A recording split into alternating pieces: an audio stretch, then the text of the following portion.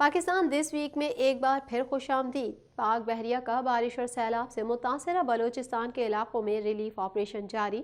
وزیر اعظم عمران خان نے بلوچستان میں بارشوں سے نقصانات کی رپورٹ طلب کرتے ہوئے نیشنل ڈیزاسٹر مینجمنٹ اتھارٹی کو متاثرین کو امداد پہنچانے کی ہدایت کر دی۔ مزید تفصیلات اس رپورٹ میں۔ وزیر اعظم عمران خان نے بلوچستان میں بارشوں سے نقصانات کی رپورٹ طلب کرتے ہوئے نیشنل ڈیزاسٹر مینجمنٹ اتھارٹی کو متاثرین کو امداد پہنچانے کی ہدایت کر دی۔ تفصیلات کے مطابق وزیر اعظم عمران خان نے بلوچستان میں بارشوں سے نقصانات کی رپورٹ طلب کر لی۔ رپورٹ وزیر اعلیٰ بلوچستان سے طلب کی گئی ہے۔ وزیر اعظم نے نیشنل ڈیزاسٹر مینجمنٹ اتھارٹی کو متاثرین کو امداد پہنچنے کی ہدایت کرتے ہوئے کہا کہ متاثرین کی ہر ممکن مدد کی جائے۔ خیال رہے بلوچستان میں بارش اور برفباری سے مواصلاتی نظام درہم برہم ہو گیا ہے اور کئی اضلاع میں سیلابی صورتحال سے نظام زندگی مفلوج ہے۔ بلوچستان میں شدید بارشوں اور برفباری کے باعث پیدا ہونے والی صورتحال پر پاک فوج اور نیوی بھی ضلع انتظامیہ کی مدد میں پیش ہے۔ متاثرہ علاقوں میں پاک فوج اور نیوی کا ریلیف آپریشن جاری ہے، جس میں خوراک، پینے کا پانی اور دیگر ضروریات زندگی کا سامان فراہم کیا جا رہا ہے۔ محکمہ موسمیات کے چیف میٹرولوجسٹ سردار سرفراز کا کہنا ہے کہ کل سے ملک کے سب سے بڑے شہر کراچی میں سردی کی شدت میں مزید اضافے کا امکان ہے۔ میڈیا سے گفتگو کرتے ہوئے انہوں نے بتایا کہ مغربی ہواؤں کا سلسلہ کراچی سے رخصت ہو گیا ہے، تاہم مشرقی سندھ پر اس کے اثرات آج دوپہر تک رہنے کا امکان ہے۔ چیف میٹرولوجسٹ کا کہنا ہے کہ ملک کے بالائی علاقوں کے 9 جنوری تک مغربی سلسلے کے زیر اثر رہنے کا امکان ہے۔ انہوں نے مزید بتایا کہ شہر قائد کراچی کے کل سے 16 جنوری تک سردی کی لہر کی لپیٹ میں رہنے کا امکان ہے۔ چیف میٹرولوجسٹ سردار سرفراز نے یہ بھی کہا کہ 16 جنوری کے بعد مغربی ہواؤں کا ایک اور سلسلہ ایران کے راستے بلوچستان میں داخل ہونے کا بھی امکان ہے۔ پاک افغان بارڈر پر باڑ لگانے کا کام 94% مکمل۔ D G I S P R major general Babar Iftikhar نے کہا ہے کہ نواز شریف سے ڈیل کی باتیں بے بنیاد ہیں۔ پاک فوج کے شعبہ تعلقات عامہ کے director general major general Babar Iftikhar نے پریس کانفرنس کرتے ہوئے مزید کیا کہا، جانیں گے اس رپورٹ میں۔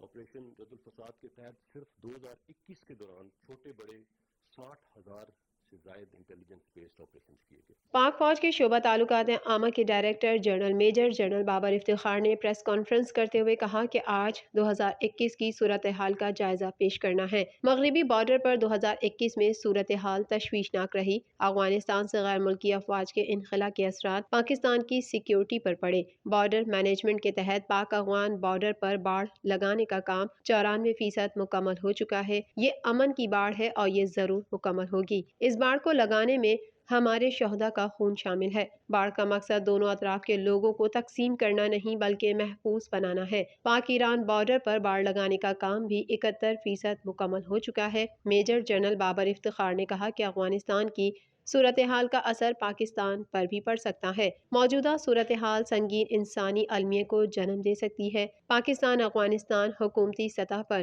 دونوں طرف ہم آہنگی پائی جاتی ہے۔ بارڈر مینجمنٹ کے تحت پاک افغان بین الاقوامی سرحد پہ باڑ لگانے کا کام تقریباً 94% مکمل ہو چکا ہے اور پاک ایران بارڈر پر 71% سے زائد باڑ لگانے کا کام مکمل کیا جا چکا ہے۔ پاک افغان بین الاقوامی سرحد پر لگائی گئی یہ فینس، یہ دونوں اطراف بسنے والے لوگوں کو سیکیورٹی، آمد و رفت اور تجارت، اس کو ریگولیٹ کرنے کے لیے اس وقت کی اشد ضرورت ہے۔ انہوں نے کہا کہ 2021 میں پاکستان کی سیکیورٹی فورسز نے دہشت گرد تنظیموں کا صفایا کیا۔ انٹیلیجنس ایجنسیوں نے 890 تھریٹ الرٹ جاری کیے۔ 70% ممکنہ دہشت گردی کے واقعات کو روکنے میں مدد حاصل ہوئی۔ D G I S P R کا کہنا تھا کہ 2021 میں ایل او سی پورا سال پرامن رہا۔ بھارتی فوج دہشت گردی کے نام پر مظلوم کشمیریوں کو شہید کر رہی ہے۔ بھارت ایل او سی کے ارد گرد بسنے والے لوگوں کو شہید کر چکا ہے اور مقبوضہ کشمیر میں بدترین ریاستی مظالم سے توجہ ہٹانا چاہتا ہے۔ بھارت اندرونی طور پر مذہبی انتہا پسندی کا شکار ہے۔ بھارتی فوجی قیادت کی جانب سے منفی اور جھوٹا پروپیگنڈا کیا گیا ہے۔ اس سے پہلے بھی ہندوستان لائن آف کنٹرول کے ارد گرد بسنے والے کئی ایسے بے گناہ لوگوں کو شہید کر چکا ہے۔ حقیقت یہ ہے کہ ہندوستان کشمیر کی انڈیجنس فریڈم سٹرگل کو ہمیشہ ایکسٹرنلائز کرنے کی کوششوں میں سرگرم رہا ہے۔ DGISVR کا کہنا تھا کہ پاکستان میں کسی بھی مسلح فرد یا گروہ کو قانون ہاتھ میں لینے کی اجازت نہیں دی جا سکتی۔ طاقت کا استعمال صرف ریاست کا استحقاق ہے۔ نیشنل ایکشن پلان کے تحت دہشت گردوں کے خلاف کارروائی کی گئی۔ جن علاقوں میں آپریشنز کیے گئے وہاں حالات نارمل ہو رہے ہیں۔ میجر جنرل بابر افتخار نے کہا کہ کچھ عرصے سے پاکستان کے مختلف اداروں اور شخصیات کے خلاف منظم مہم چلائی جا رہی ہے، جس کا مقصد حکومت، عوام، اداروں اور افواج کے درمیان خلیج پیدا کرنا اور اداروں پر عوام کے اعتماد کو ٹھیس پہنچانا ہے۔ ہم ایسی تمام سرگرمیوں کے حوالے سے آگاہ ہیں، بلکہ ان کے لنکس کو بھی جانتے ہیں جو ملک میں اور بیرون ملک بیٹھے یہ کام کر رہے ہیں۔ پاکستان اور پاکستان سے باہر بیٹھے یہ عناصر فیک نیوز اور من گھڑت باتوں سے اداروں کے بیچ جو درار ڈالنے کی کوشش کر رہے ہیں، اس میں پہلے بھی ناکام ہوئے، اب بھی ہوں گے۔ نواز شریف سے ڈیل کی باتوں سے متعلق سوال کے جواب میں DGISPR نے کہا کہ نواز شریف سے متعلق سب قیاس آرائیاں اور بے بنیاد ہیں۔ اگر کوئی ڈیل کی بات کر رہا ہے تو اس سے پوچھیں، تفصیلات بھی بتائے۔ ان کے پاس ثبوت کیا ہیں، کون ڈیل کر رہا ہے، کیا محرکات ہیں؟ در حقیقت ایسا کچھ بھی نہیں ہے۔ سول ملٹری تعلقات میں الحمدللہ کوئی مسئلہ نہیں ہے۔ شام کو ٹی وی پروگرام میں باتیں ہوتی ہیں، اسٹیبلشمنٹ نے یہ کر دیا، وہ کر دیا۔ گزارش ہے کہ اسٹیبلشمنٹ کو اس بحث سے باہر رکھیں۔ ایک سوال کے جواب میں انہوں نے کہا کہ آرمی چیف کی مدت ملازمت سے متعلق قیاس آرائیاں بھی نہ کی جائیں۔ ترجمان پاک فوج نے کہا کہ کراچی میں بھتہ خوری، اغوان برائے تاوان، ٹارگٹ کلنگ اور اسٹریٹ کرائمز کی شرح میں واضح کمی آئی ہے۔ نیشنل ایکشن پلان کے تحت کراچی میں 78 کارروائیاں کی گئیں۔ DGISPR نے بتایا کہ کالعدم تحریک طالبان پاکستان سے سیز فائر 9 دسمبر کو ختم ہو گیا تھا۔ TTP کے خلاف آپریشن جاری ہے، ابھی مذاکرات نہیں ہو رہے۔ TTP سے مذاکرات موجودہ افغان حکومت کی درخواست پر شروع کیے گئے۔ پاکستان میں ISIS کی موجودگی نہیں ہے۔ مہاجر قومی موومنٹ کے وفد کی فاروق ستار سے ملاقات۔ آفاق احمد کا فاروق ستار کے نام پیغام۔ مہاجر قومی موومنٹ کے وفد نے سابق سربراہ MQM ڈاکٹر فاروق ستار کے گھر پر ان سے ملاقات کی اور آفاق احمد کا پیغام بھی پہنچایا۔ مزید احوال اس رپورٹ میں۔ اعوذ باللہ من الشیطان الرجیم، بسم اللہ الرحمن الرحیم۔ مہاجر قومی موومنٹ کے وفد نے سابق سربراہ MQM ڈاکٹر فاروق ستار کے گھر پر ان سے ملاقات کی اور آفاق احمد کا پیغام بھی پہنچایا۔ مہاجر قومی موومنٹ حقیقی کا وفد تنظیم بحالی کمیٹی کے سربراہ ڈاکٹر فاروق ستار کی رہائش گاہ PIB کالونی پہنچا۔ وفد نے ڈاکٹر فاروق ستار سے ملاقات میں MQM حقیقی کے سربراہ آفاق احمد کا پیغام پہنچایا۔ ملاقات کے بعد میڈیا سے گفتگو میں بحالی کمیٹی رہنما شاہد پاشا کا کہنا تھا کہ آفاق احمد نے مہاجروں کے اتحاد کی بات کی ہے، جس کا فاروق ستار نے خیر مقدم کیا ہے۔ انہوں نے یہ بھی کہا کہ جلد اس موضوع پر دیگر دھڑوں سے بھی بات چیت کے دائرہ کار کو آگے بڑھایا جائے گا۔ مہاجر قومی موومنٹ آفاق بھائی کی جانب سے یہ لوگ آئے ہیں ان کا پیغام لے کر، اور یہ سلسلہ ہے جو ابھی پچھلے جلسے میں آفاق صاحب نے جو ایک بڑا جسے کہتے ہیں نا کہ لارجر اسکیل پر ایک بات کی کہ مہاجروں کو ایک کرنے کے لیے، خاص طور پہ کراچی کے سیاست میں یہ ایک بڑا خوش آئند انہوں نے بات کی، اور تمام ہی سطحوں پر تمام ہی لوگوں سے باقاعدہ انہوں نے جو ہے اپولوجائز کیا اور اوپن کیا اس فورم کو کہ کسی طریقے سے یہ بکھری ہوئی منتشر اور منقسم قوم کسی ایک لارجر اسکیل پر جمع ہو۔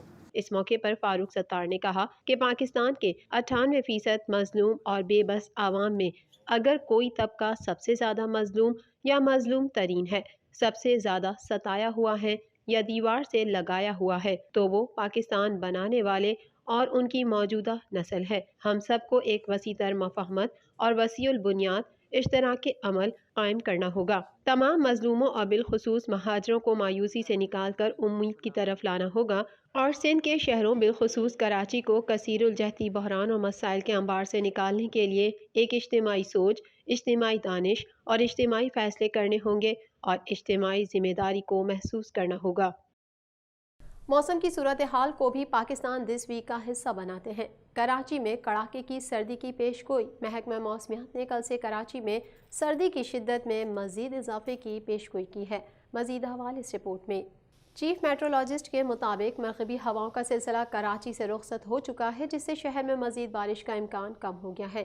چیف میٹرولوجسٹ کا کہنا ہے کہ 8 جنوری سے کراچی میں سردی کی شدت میں مزید اضافہ ہونے کا امکان ہے اور یہ شدت 16 جنوری تک برقرار رہ سکتی ہے۔ جبکہ 16 جنوری کے بعد مغربی ہواؤں کا ایک اور سلسلہ ایران کے راستے بلوچستان میں داخل ہونے کا امکان ہے۔ کاروباری دنیا سے بھی خبر شامل کر لیتے ہیں۔ وفاقی تحقیقاتی ادارے FIA کے سائبر کرائم ونگ نے کرپٹو کرنسی میں 18 ارب سے زائد کے فراڈ کے حوالے سے عالمی کرپٹو ایکسچینج کو نوٹس جاری کر دیا۔ پاکستانیوں سے اربوں روپے کا فراڈ آن لائن اپلیکیشنز کے ذریعے کیا گیا۔ On line applications crypto currency کی عالمی ایکسچینج بائنانس سے جڑی تھیں۔ مزید جانیں گے اس رپورٹ میں۔ وفاقی تحقیقاتی ادارے FIA کے سائبر کرائم ونگ نے کرپٹو کرنسی میں 18 ارب سے زائد کے فراڈ کے حوالے سے عالمی کرپٹو ایکسچینج کو نوٹس جاری کر دیا۔ پاکستانیوں سے اربوں روپے کا فراڈ آن لائن اپلیکیشنز کے ذریعے کیا گیا۔ On line applications crypto currency کی عالمی ایکسچینج بائنانس سے جڑی تھی۔ FIA سائبر کرائم نے بائنانس کے پاکستان میں جنرل مینیجر کو نوٹس جاری کر دیا۔ FIA نے امریکہ اور کیمین آئی لینڈ میں بائنانس کے ہیڈ کوارٹر بھی نوٹس بھیجے ہیں۔ FIA کے مطابق ممکنہ طور پر کرپٹو کرنسی سے ٹیرر فائنینسنگ اور منی لانڈرنگ بھی ہو رہی تھی۔ FIA کے head of cyber crime Imran Riaz کا اس حوالے سے کہنا ہے کہ پاکستان میں 11 موبائل فون اپلیکیشنز بائنانس سے رجسٹرڈ تھیں جن کے ذریعے فراڈ ہوا۔ 11 موبائل فون اپلیکیشنز دسمبر میں اچانک بند ہو گئیں جن پر ہزاروں پاکستانی رجسٹرڈ تھے۔ ان ہزاروں پاکستانیوں نے ان اپلیکیشنز پر اربوں روپے لگا رکھے تھے۔ انہوں نے بتایا کہ اپلیکیشنز کے ذریعے ابتدا میں ورچوئل کرنسیز میں کاروبار کی سہولت دی جاتی تھی۔ بٹ کوائن، ایتھرام، ڈوج کوائن وغیرہ میں سرمایہ کاری بائنانس کے ذریعے ظاہر کی جاتی تھی۔ اپلیکیشنز کے ٹیلی گرام اکاؤنٹ پر ماہرین کرپٹو کرنسی پر جوا بھی کھلاتے تھے۔ ایک اپلیکیشن پر 5 سے 30 ہزار کسٹمر اور سرمایہ کاری 100 سے 80 ہزار ڈالر تھی۔ اپلیکیشنز کے ذریعے عوام کو مزید افراد کو لانے پر بھاری منافع کا لالچ دیا جاتا تھا۔